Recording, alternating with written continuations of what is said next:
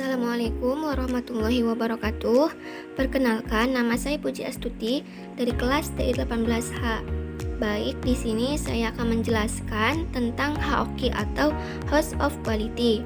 Di sini saya mengambil contoh HOQ di sebuah toko kerudung. Nah, di sini sudah ada tabel HOQ-nya. Di sebelah kiri ini terdapat kolom yang berisi tentang keinginan pelanggan atau customer requirement. Di sini sudah ada harga murah, ada bahan bagus, kemudian ada model yang menarik, kemudian pelayanan yang ramah, dan yang terakhir tempat yang nyaman. Nah, dari kelima ini kita tentukan tingkat kepentingan mana yang paling utama.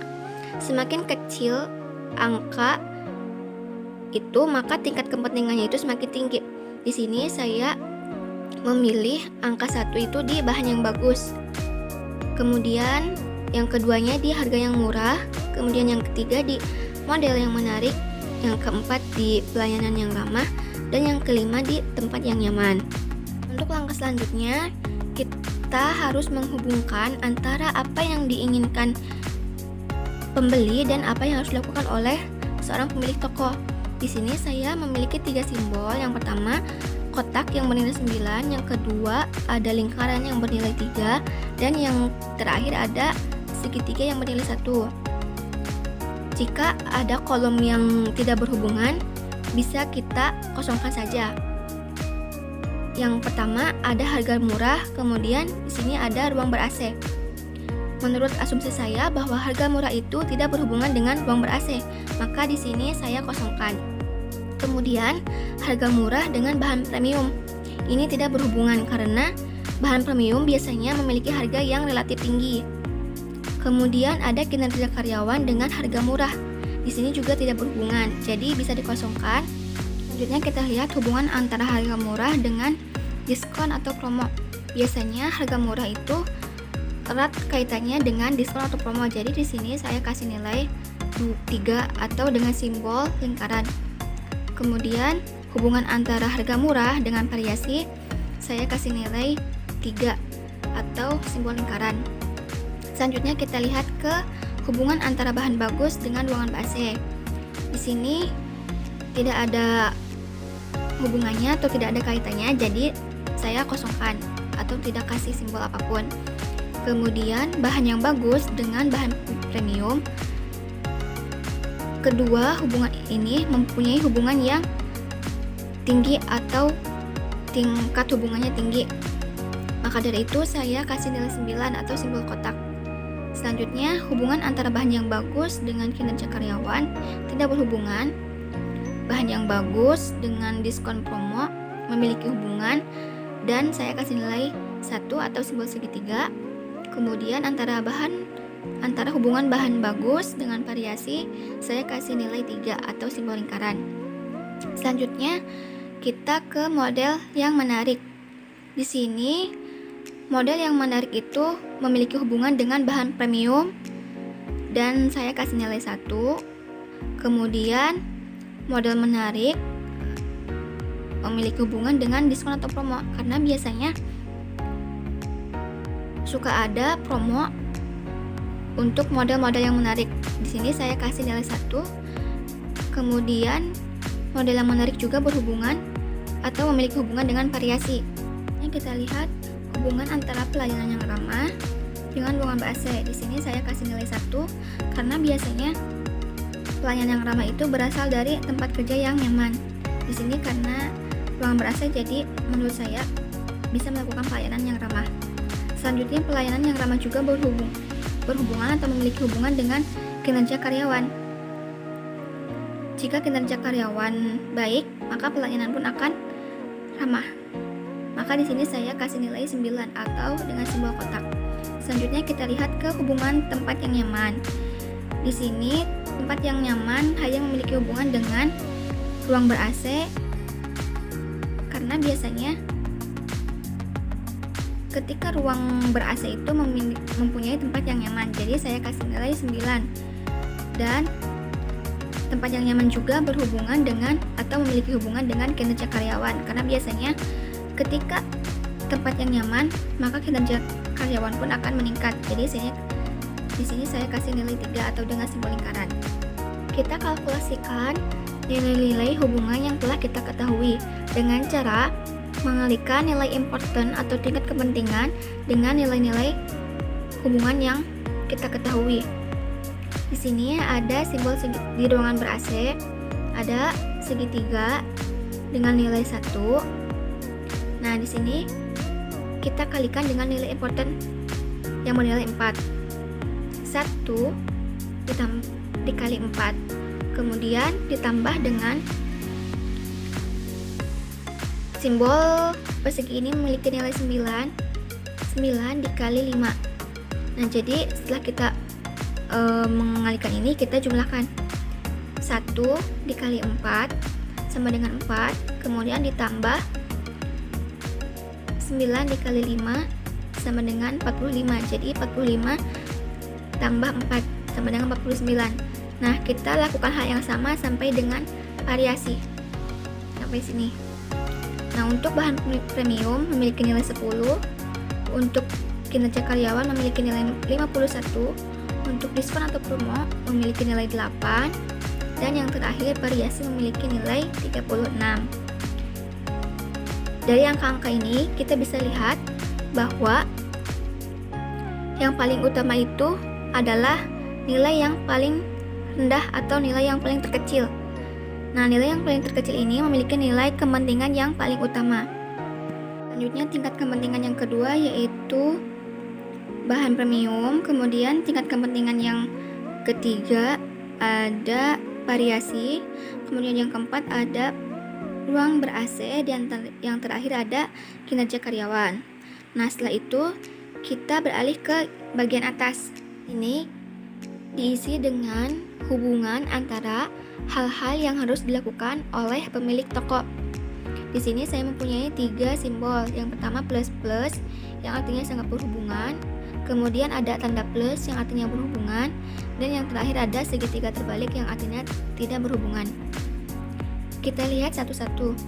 Ruangan ber-AC dengan bahan premium tidak memiliki hubungan. Kita kasih simbol segitiga terbalik.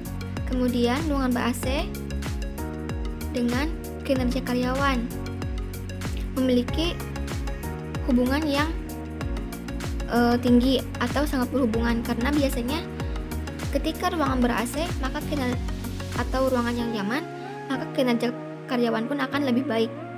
Kemudian ruangan ber-AC dengan diskon atau promo tidak memiliki hubungan.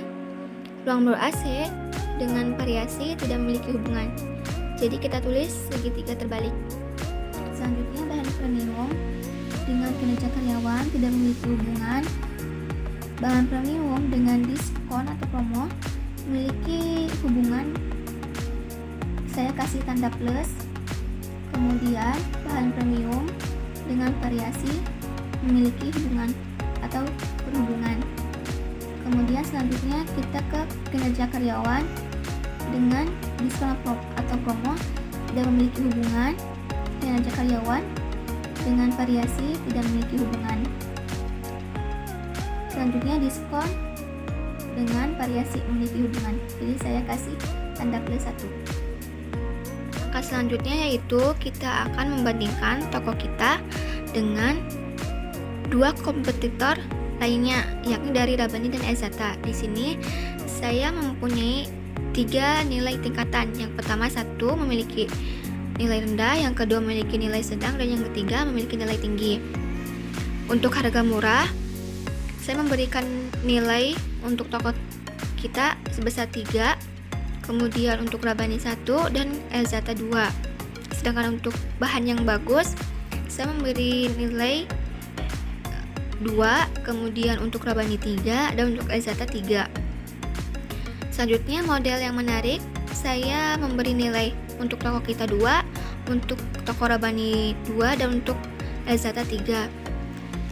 Untuk pelayanan yang ramah, saya memberi nilai untuk toko kita 3, untuk Rabbani 2, dan untuk Ezata 2. Yang terakhir, tempat yang nyaman, saya memberikan nilai untuk toko kita 2, untuk Rabbani 2, dan untuk Ezata 3. Ini kita jumlahkan untuk setiap tokonya. Toko kita memiliki jumlah 12, kemudian Rabbani memiliki jumlah 10, dan Elzata memiliki jumlah 12. Kita ke tingkat difficulty atau tingkat kesulitan. Di sini kita isi dengan hal-hal apa saja yang akan dilakukan oleh pemilik toko. Dan nilainya ada 1 sampai 5, di mana untuk angka 1 itu merupakan hal yang paling mudah dilakukan dan angka 5 itu merupakan hal yang paling sulit untuk dilakukan. Di sini saya memberikan nilai 2 untuk ruangan ber-AC karena menurut saya itu hal yang mudah. Kemudian bahan premium juga saya memberikan nilai 2 karena mudah dan mudah didapat. Kemudian untuk kinerja karyawan saya memberikan nilai 1 karena itu merupakan hal yang paling mudah, apalagi untuk toko kita sendiri yang dikelola oleh kita sendiri. Kemudian untuk diskon promo saya memberikan nilai 3 karena itu agak sulit. Kemudian variasi juga memberikan nilai 3 yang agak sulit. Setelah itu kita isi target untuk setiap kategori-kategori ini. Di sini saya mempunyai 2 buah target untuk ruangan ber-AC. Artinya di ruangan tersebut targetnya harus ada 2 AC. Kemudian untuk bahan premium, targetnya itu mempunyai bahan yang adem dan juga tidak transparan. Kemudian untuk kinerja karyawan, targetnya dengan 5S, yaitu senyum, sapa, salam, sopan, dan santun. Selanjutnya, untuk diskon, saya memberikan target 10% dan untuk variasi, targetnya itu up to date atau terkini. Setelah menentukan target, kita akan membuat grafik, di mana grafik ini menunjukkan kemampuan toko untuk mencapai target yang telah ditentukan. Toko kita inisialkan A, kemudian Rabbani dengan E, dan Elzata dengan E. Untuk membuat target ini, saya mempunyai 3 nilai, di mana angka 1 mempunyai nilai yang sulit, kemudian angka 2 sedang, dan yang ketiga itu memiliki nilai yang mudah. Toko kita dalam menyediakan ruangan ber-AC sebesar targetnya 2, menurut saya itu hal yang mudah. Maka saya akan menyimpan ini di nilai yang ketiga di sini. Untuk Rabbani dan Elzata juga memiliki kemampuan yang mudah dalam memenuhi target AC ini. Selanjutnya, untuk bahan premium, toko kita Rabbani dan Elzata saya simpan di nilai yang ketiga karena mudah dalam menyediakannya. Kemudian untuk kinerja karyawan, toko kita mampu dengan mudah memberikan pelayanan yang baik atau pelayanan yang baik karena kinerja karyawannya. Maka saya simpan di nomor 3. Untuk Rabbani dan Elzata di urutan yang kedua atau sedang. Kemudian untuk diskon atau promonya, toko kita memiliki nilai 2 karena untuk melakukan diskon memiliki hal yang agak sulit. Kemudian untuk Elzata dan Rabbani itu sangat sulit sekali. Dan untuk variasi, toko kita memiliki nilai yang sedang. Kemudian untuk Rabbani memiliki nilai yang sedang juga. Dan untuk Elzata memiliki hal yang mudah. Sekian pembahasan yang dapat saya lakukan. Kurang lebihnya mohon maaf. Wassalamualaikum warahmatullahi wabarakatuh.